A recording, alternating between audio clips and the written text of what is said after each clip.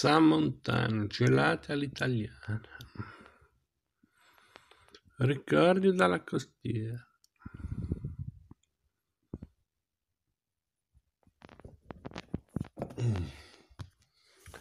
Eravamo rimasti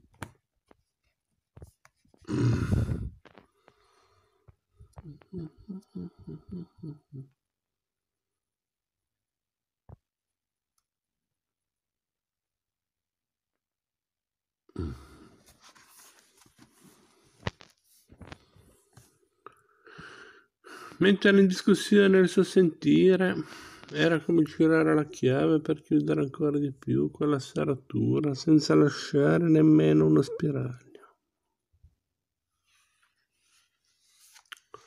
Agostino allora si accendeva nei toni e Annibale si induriva sempre più dentro la sua corazza.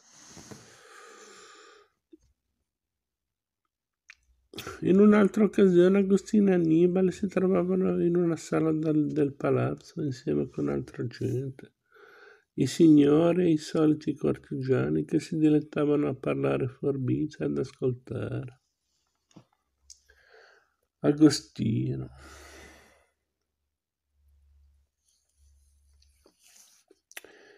E ad ascoltare Agostino. Annibale era seduto un po' in disparte per dovere di rappresentanza, ascoltava e soprattutto guardava. Ogni tanto accennava un sorriso e se veniva fatto qualche elogio alla sua arte, abbassava leggermente il capo in segno di ringraziamento. Agostino invece si calava senza sforzo in quelle particolari situazioni.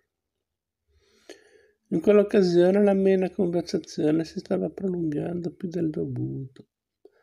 Gli astanti provavano un grande gusto a declamare tutto il loro sapere, in particolare Agostino, che Annibale non vedeva da un po' di tempo, si era fatto ancora più raffinato e culto.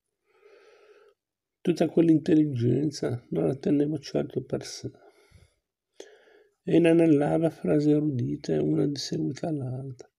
Ad Annibale pareva che esagerasse, tutti ora lo stavano ascoltando.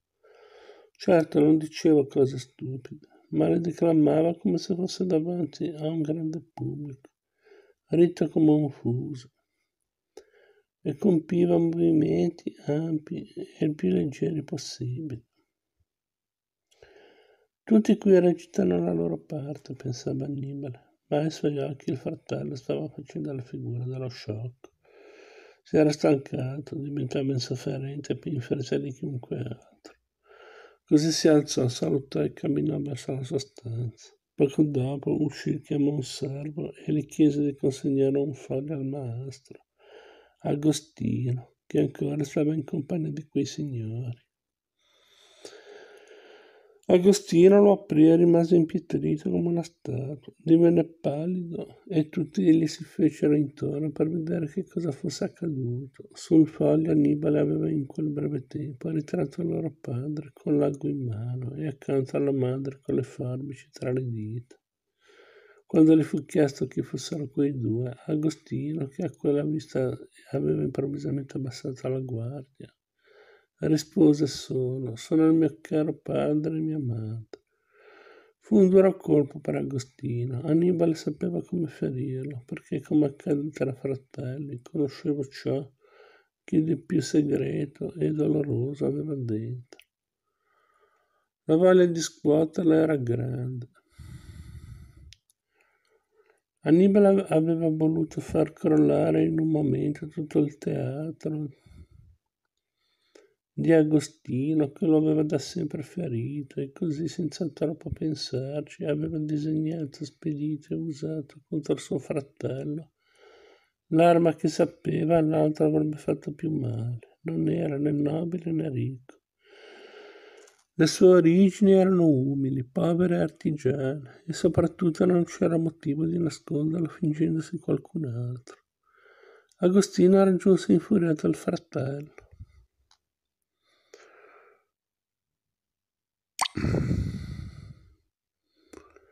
E quando Annibale vide il suo volto si sentì obbligato a parlare per primo.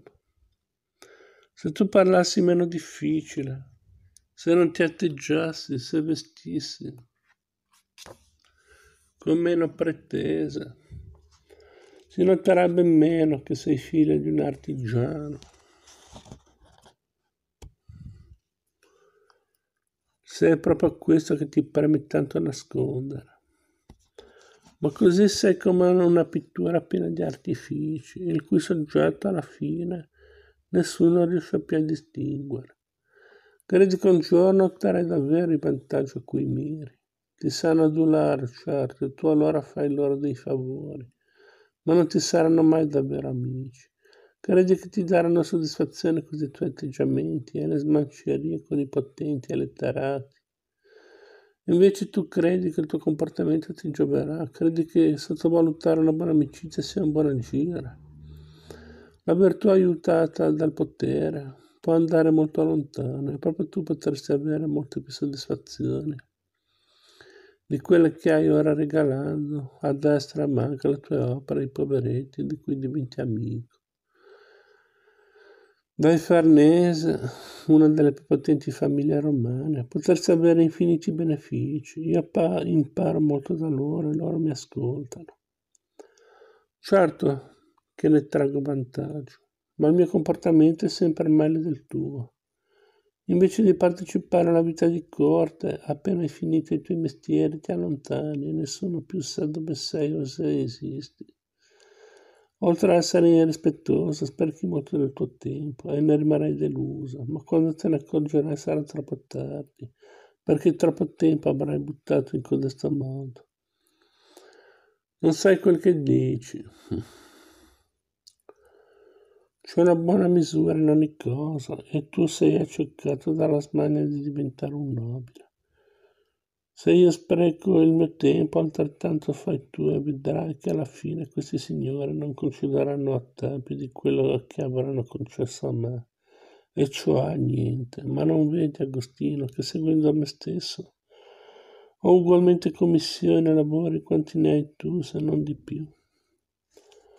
Ma certe commissioni grandi non si ottengono con il tuo comportamento. Ti sbagli, Agostino, lo interrompe innervosito. È proprio perché io non tradisco la mia arte, è proprio con il mio comportamento che si ottengono le più grandi commissioni, come le intendi tu. Sono qui a Roma, no? Devi sapere che ci sono anche grandi commissioni